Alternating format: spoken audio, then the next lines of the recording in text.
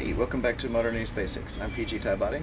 Today we're looking at some considerations for defenses, particularly concentrating on blocks.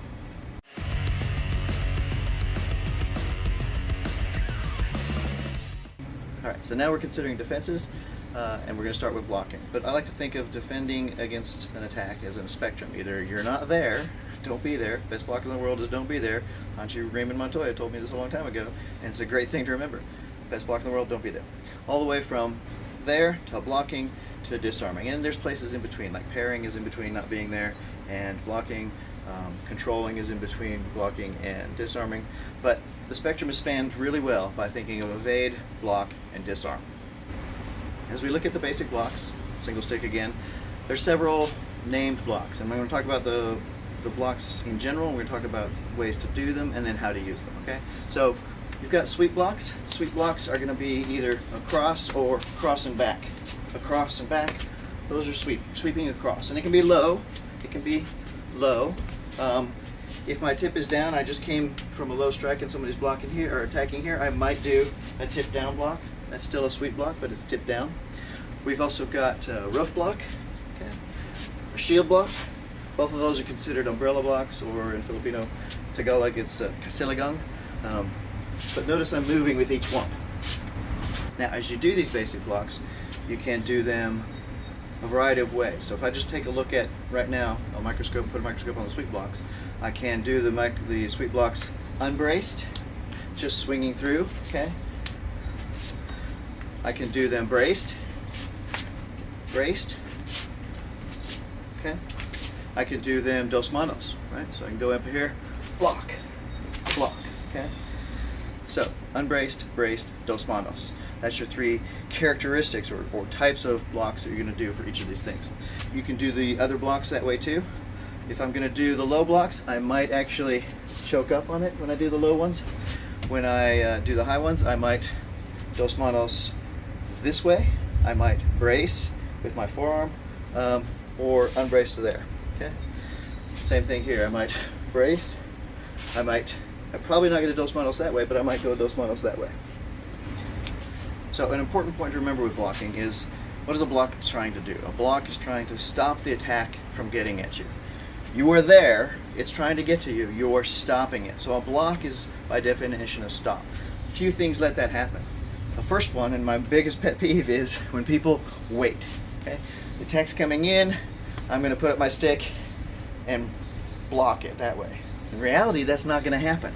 They're coming at with very hard, very fast. They're having an attack that's trying to get to you. If you just hold up your stick like this, it's going to deflect. You're not going to do what you think you do. So you need to actually meet their attack or come at their attack.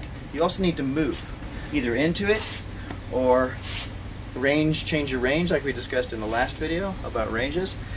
You need to be active with your block. It cannot be, I'm waiting for the attack. It doesn't work that way. They're gonna do a couple things. One, it's gonna overpower. Two, even if they don't overpower, if you're waiting, that means you're static. They're gonna see that. They're gonna change up their attack. They're gonna go around you. I'm gonna go here. Oh yeah, try to attack me that way. They're not gonna do that. That's in the way. Make sense? So, if they come at you with an attack, you're going to block it and meet it, okay? You're gonna stop it. Now, when I'm moving here, what I'm doing is I'm either jamming it so it doesn't get the full power, or I am fading with it so that I miss the full power. So if you think about an attack as an arc, the apex of the power is right where it's going to hit you. So you want to block it either before that or after that, okay? After that, you've already done a little bit of evasion, right? Because otherwise it's going to hit you. Before that, you're jamming it. But your block to stop that motion should not be when the motion's at its most powerful. So avoid that apex power. You do that normally by jamming, but sometimes you might do by fading. Okay? That sets you up for a counterattack really well. Let's go work with a partner and I can show you some of these concepts more clearly.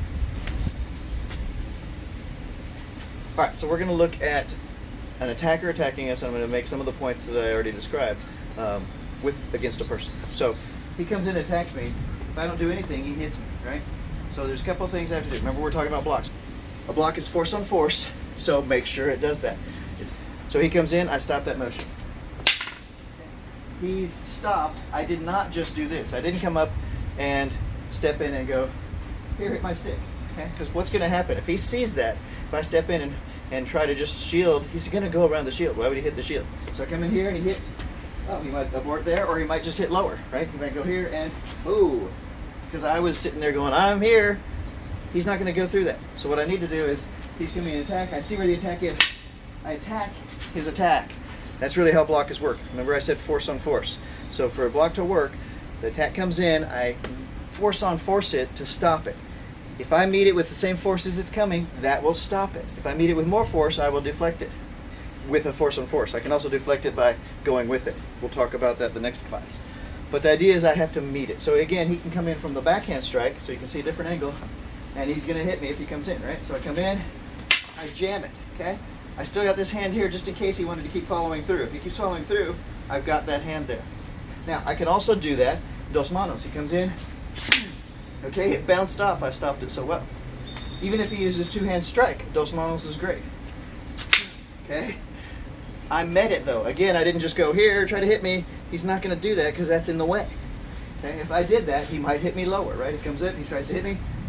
Ooh, he didn't need to do that because I was already covered. Make sense? All right, so the point is, I have to meet the attack for two things. One, so that he doesn't abort, he doesn't have time to abort. If I'm covered, he's going to go somewhere else. The other thing, though, is then range, okay? So when we're talking about range, he comes and hit me, and I jam it, but I also move, okay? That means that his power is going to be right maximum where I was going to be. But if I move away and I block it, now I'm blocking against a weaker part of his strike. So his power is right there, and I blocked it there. I can also jam it. He comes in and strikes. I jam it before it gets through. So in this case, I jam it before it's gotten its full power and full speed. Jam it there and stop it, okay? So that's the idea with blocks. Blocks are making sure they don't hit you, but you are stopping their motion. You're affecting, you gotta move with it, and you gotta give the same power that you're getting. Otherwise, it's not gonna stop anything. Okay? There he comes in, he comes overhead, he pushes through. This is gonna be weak, okay? He's got a ton of force and power with his waist here. I'm just holding with my hand, okay? And by the way, that's another reason that I can't stand blocks like this. This block here is not gonna stop anything.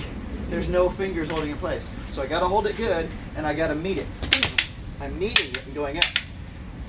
One of the ways to think about blocks to make them effective is it the same power you'd use to make it a strike? If he comes in and does the same strike in, okay, I'm hitting that hand the same power that I'm gonna hit his stick.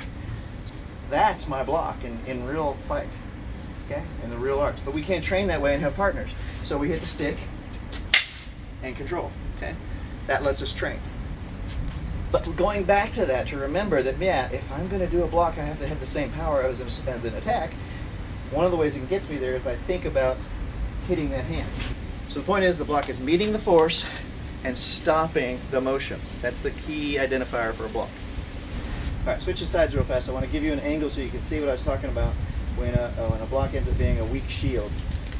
Even if they go to try to get to it, it's going to power on the way through. Okay, so he comes in, he's going to do a number one kind of downward angle like that, like he's hitting the temple. So he's got the distance there, right? He's going to hit the head. All right. So if he's doing that, and I just do this, and he powers through, and I don't meet him with the same power, my stick is going to buckle. He's still going to hit me. Okay. So what I need to do when he comes through, I need to go, boom. I'm hitting that stick. Okay, and I have this other hand here just for good luck.